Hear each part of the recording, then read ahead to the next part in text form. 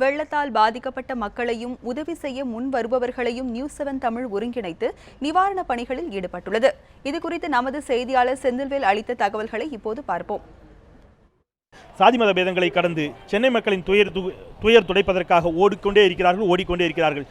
உடலால் இவர்கள் ஒருபுறம் உழைத்துக் கொண்டிருக்க, தங்களுடைய உதவியால், பொருளுதவியால் தமிழகத்தினுடைய பல்வேறு மாவட்டங்களிலும் இருந்தும் ஏராளமான பொருட்களை அனுப்பி கொண்டே இருக்கின்றன பல நல்ல உள்ளங்கள்.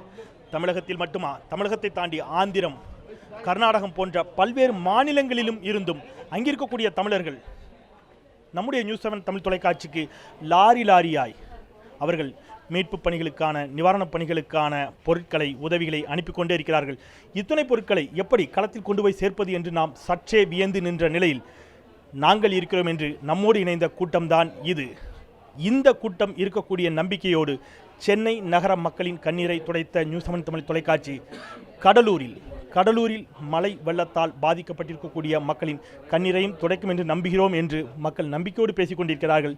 நிச்சயமாக பொறுப்போடும் பொதுநலத்தோடும் கடலூர் மக்களின் கண்ணீரை துடைக்கவும் கரத்தை நீட்டும் நியூஸ் 7 தமிழ் தொலைக்காட்சி என்பதில் ஐயமில்லை.